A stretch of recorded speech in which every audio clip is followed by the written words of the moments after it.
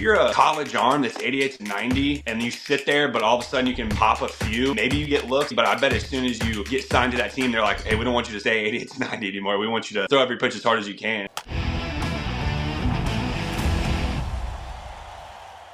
We had Keith Meister on the other day last week, and he was talking about arm injuries, and you've been very vocal on Twitter about arm injuries. So give us your best shot on arm injuries, what you think is causing them mostly, and how we can correct them, because everyone's asking the same questions and nobody has an idea what to do. I mean, ultimately, I don't think that there is one real answer, right? For all the injuries that are happening and the things that have been going on. I just don't think there's one thing that you can really ultimately point to. And I think I saw some, I think Kirsch did an interview and said something similar. I just don't think there's one clear cut answer. I think there's so many different factors. I think ultimately, it seems like we're reaching like an anatomical limit to what humans and what guys are physically capable, of doing as far as how high the velocity is ticking. And I don't really think it's stopping. I think the average velo and everything is going to continue to tick up. Maybe the ceiling is getting close to the cap. I mean, hell, I'm seeing Mason Miller sit 100 to 103 every single time out. It's just, it's wild. And so it's hard to really put your finger on something. When I put out that thread the other day, I just was, you see all the guys that, within 48, 72 hours. I mean, I don't know how, it was like four major players, going down within, 48 or 72 hours. And so just something that a lot of people were overlooking is just how much people are throwing and how often now. And that was really one of the main points I was trying to bring up was, and AJ, you probably remember, I mean, like, I played with guys that wouldn't throw. There were some guys that wouldn't throw bullpens until they got to spring training, much less pick up a baseball until Christmas or December 1st. And that's how it was, for the first half of my career. I mean, if you didn't make the playoffs and you finished October 1st, you start training pretty quickly. At least I did, but I wouldn't touch a baseball until middle of December. You took some significant time off, and now, if guys finish the year and they feel pretty solid health wise, their arm feels good. I mean, maybe they take a week off, 2 weeks off, and they're right back into an on ramp with a plyo program or playing catch. And then, by the beginning of November, you're starting to get off the mound, maybe even before. And so it's just a lot of higher intent throws way more often throughout the course of a year. I mean, you could even call it throwing year round. So that was really my biggest point is, Tommy John, as described to me, has always been a wear and tear injury, right? So at least to my knowledge, not often is it an acute thing to where you rip one pitch and a completely healthy tendon just snaps. You know what I mean? And so when you think about how much more guys are throwing at a higher intent and all of that stuff throughout the course of a year, you're that limit, however many throws that ligament's got, you're just getting closer and closer to it each time. So that was really my biggest thought about it. So are we completely missing the boat as baseball, saying, oh, it's 100 pitches, he's got to come out of the game, but go throw year round? Could we take one of those? Could throwing year round enable you to throw more than 100 pitches, or taking those days off, would that enable you to go 120 pitches? I don't think it's a question of, can guys go 100 to 120 pitches? Is that will they let you? Like, I don't think from any, from a player standpoint. I mean, you guys played, were around a long time. Like, from a player standpoint, I don't know where all of that stuff initially ever came from. The innings limits, the pitch limits. The only thing that I can conceive is kind of goes along with what I'm saying about, Tommy John and elbow and shoulder stuff being wear and tear type injuries. And so they basically put two and two together to where it's like, if we limit this amount of throws, this should increase longevity. It doesn't seem like that's, panning out the way it probably was originally thought about. But it is wild. It's like, it's like you watch it's like Paul Skeens, right? I think he's gone, I don't know how many innings he's gone each of his starts, but probably 3 innings each of his starts, just dominating, through his first 4 AAA outings. And I'm assuming they're going to call him up probably pretty soon. I mean, the guy's a world class arm. He's just off to a hot start. But it's like, you're going 3 innings in your AAA start, and then all of a sudden you come to the big leagues, and maybe they give you a shorter one that's similar to what you've been doing in your first one, but then after that, they're expecting you to eat, right? So it's like to me, I feel like guys have to have a stronger build in into when they come to the big leagues than what a lot of teams have done, over the last few years, where 3, 4, 5, like Kyle Harrison last year for the Giants. I feel like he never threw more than 5 innings in any start his entire year last year, and then when he came up, I think his very first start, he went into the seventh inning, and then the guy's dead in between. So to me, it's like bridging that gap with the build up and not being quite as protective of some of the elite arms, in Double A and Triple A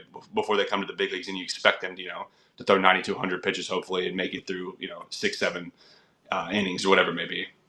Woody, is this? Here's my question to what you're saying. Is this a youth problem because of the pitch limits put on youth baseball?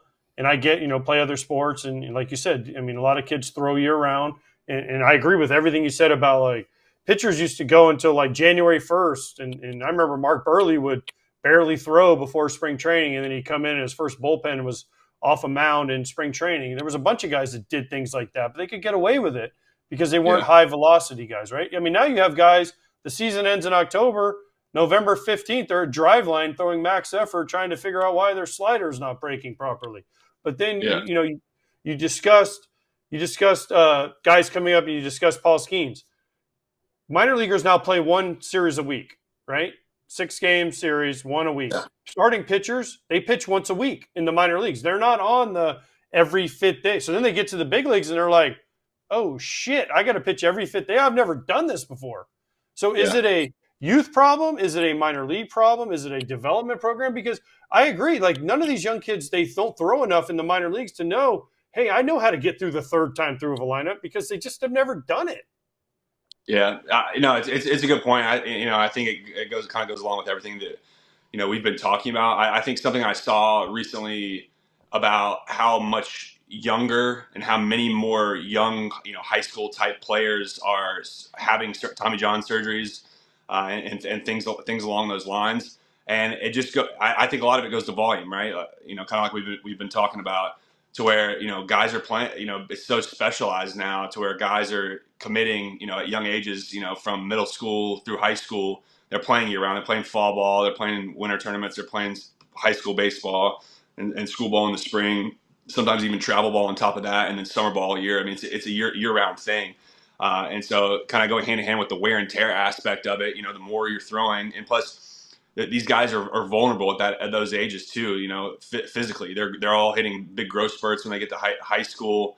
You got growth plates that are soft, ligaments that haven't gotten to the point where they're strong enough to be able to handle the physical capabilities of what some of these high schoolers are able to do, because they've already been in the gym, already been doing plyo programs for a long time.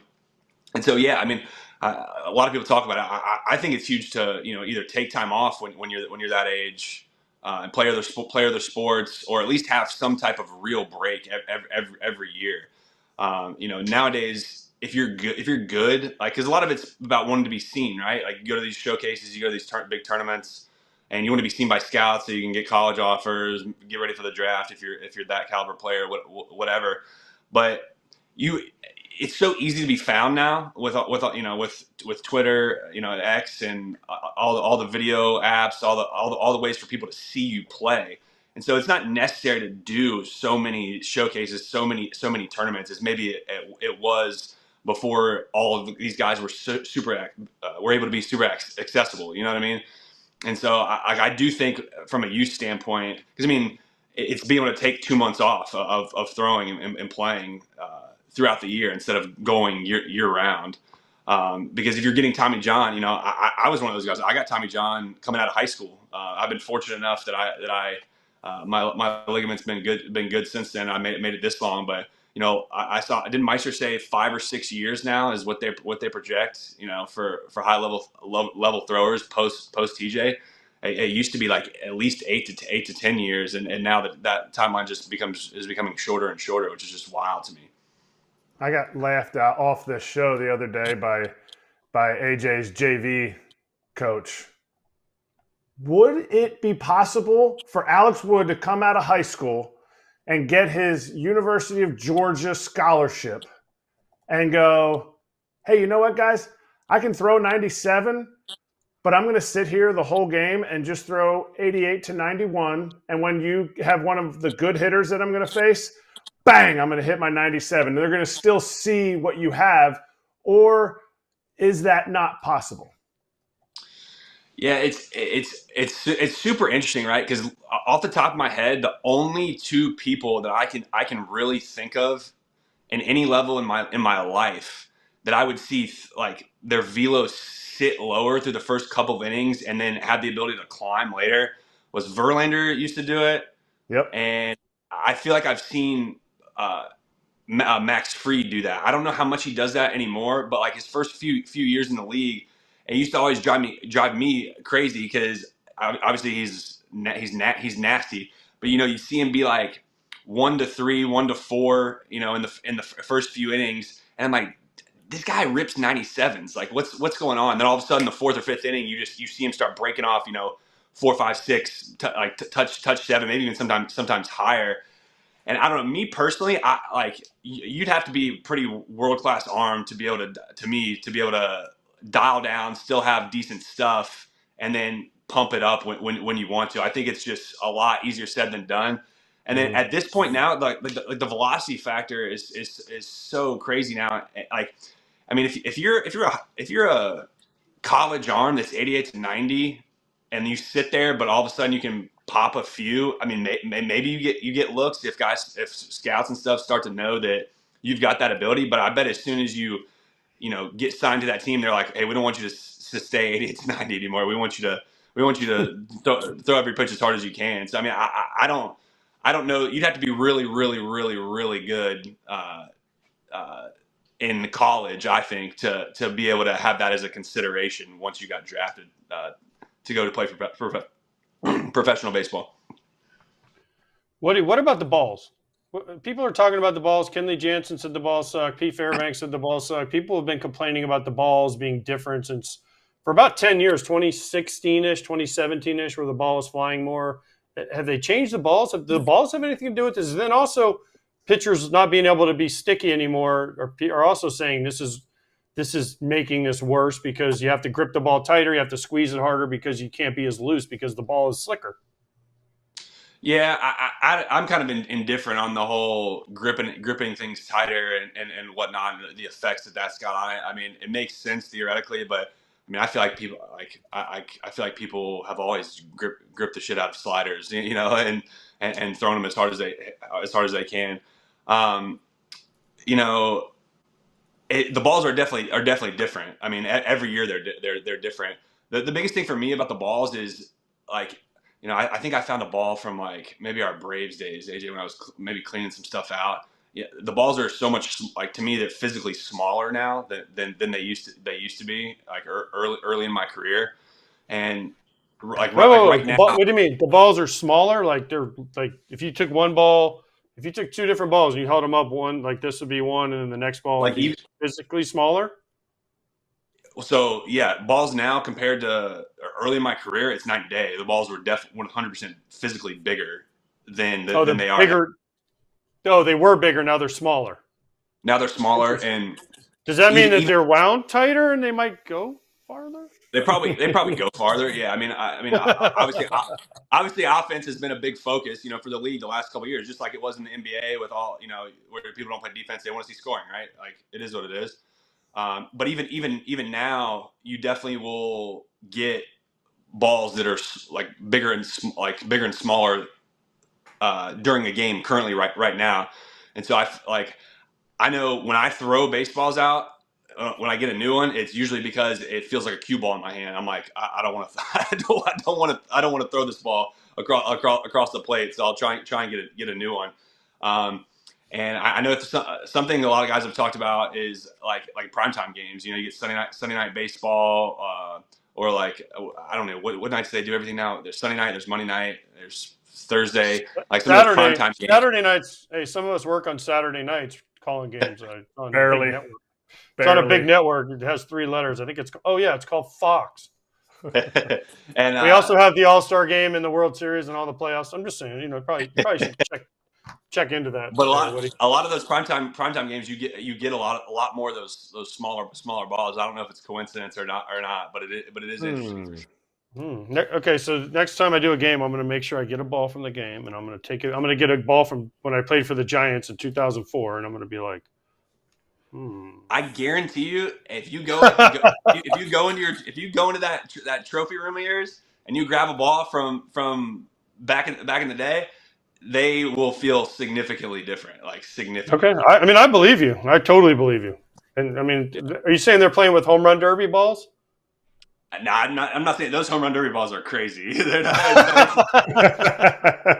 Those I still remember 2017 Miami when I made the All-Star game and Aaron Judge is in the home run derby. Dude, I was seeing him hitting those home run derby balls off of the top of the glass in left center beyond the seats at Marlins Park. Like I've never seen balls hit like that in my freaking life. He was hitting balls in that home run derby, Apo Taco upper deck like crazy. Hey everybody, be sure to like and subscribe for more content. We're back here every weekday, all year long, so do not miss an episode. The videos are coming in all day. Here's another video you might enjoy. Baseball the way it should be covered.